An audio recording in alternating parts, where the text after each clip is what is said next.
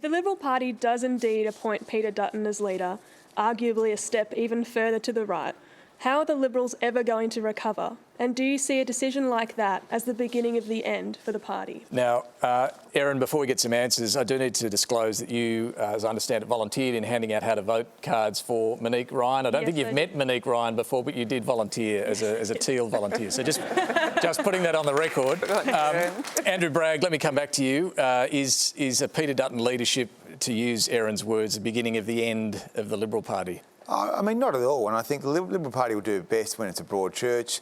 And as Peter has said today, it's not the Moderates Party, it's not the Conservative Party, it's a Liberal Party. It's been a very successful vehicle for Australia for the past 75 years. There have been periods in the past where there have been, discussions about the future of the party, and we're having one of those periods now. But the broad church will be maintained, I'm sure. And look, people talk about Nixon going to China. I mean, I'm sure that there are things...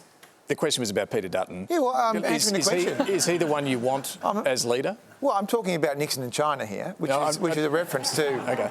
Which is a reference to the perception that has been made in the question, that I think sometimes a leader that is coming from a particular part of a party can do more than perhaps someone who's come from the hard centre, if you know what I mean. So I remain open-minded about where we might be able to land on things like Indigenous recognition, on emissions reduction, on integrity commissions and the like. And my hope is that we can work with a new parliament to get the best possible legislation through. And is he the best option for you as leader? Well, I think he's a very impressive man. I think he has shown himself to be a person that has a lot of integrity and a person that at least you know where you stand. I mean, but do you want him as leader? Look, I mean, at the end of the day, some people in my party are social liberals, some people are social conservatives. I'm not so big on these labels, but at least you know where you stand with Peter.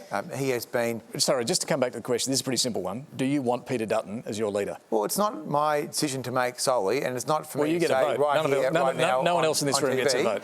Do you want Peter Dutton as leader? I think he would make a good leader for the Liberal Party, yes, I do.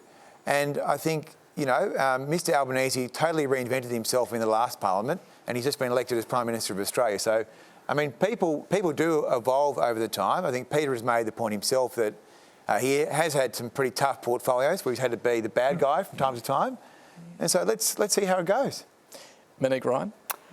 Look, I think the Liberal Party really needs to take a really good hard look at itself. It's moved to the right far too much, and that's why people such as myself, who are sensible centrists, have stepped into the middle, representing the values of traditional small L Liberals.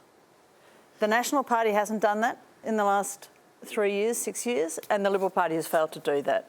And that's why so-called people who have tried to paint themselves as moderate Liberals, like Josh Frydenberg, have lost their seats in the federal election because they're not representing the values of the communities from which they've been elected. The question about Peter Dutton, though, Peter Dutton is a right-winger, and he's a hawk. He has been belligerent towards China in a way that has not only alienated the People's Republic of China, it has had a significant impact on the many Chinese Australians who have felt victimised within this country and have suffered as a result of his actions. And him being elected as leader of the Liberal Party will cement that problem within that party.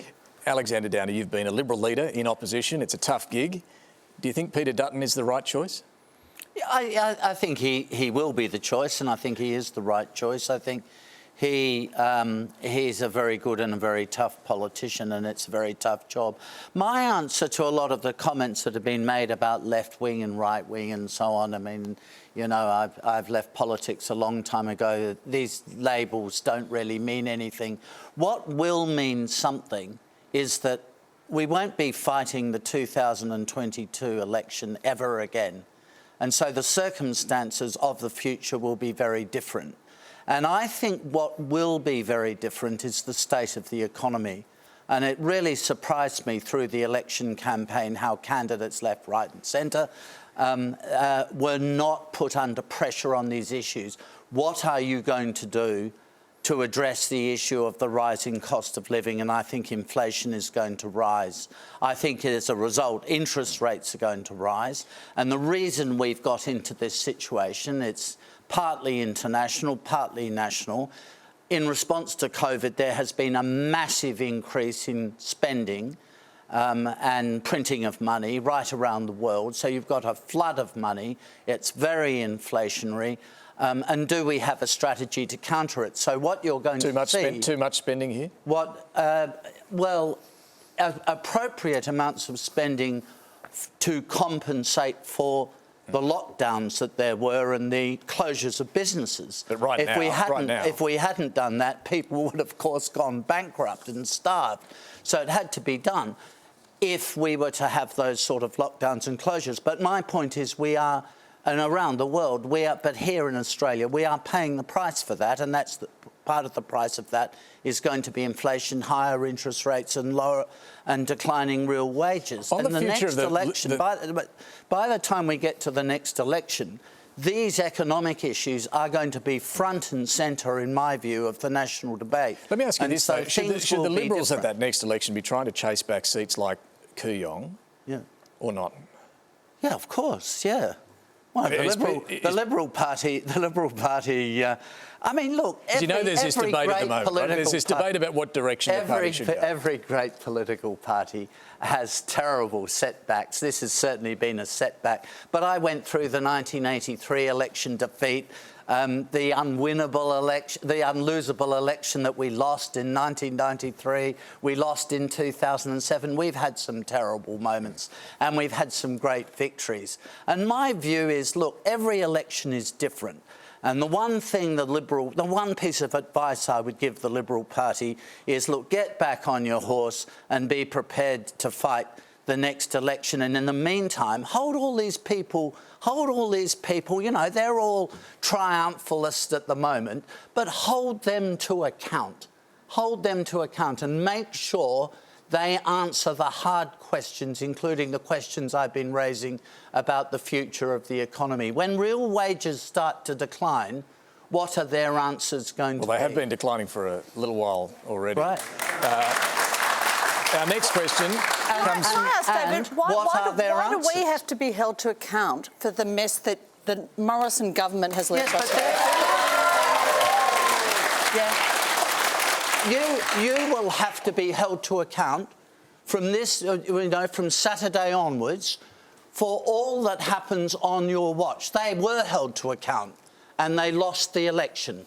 They've paid the price for that. They made mistakes, of course, and they were held to account, and now you will be held to account.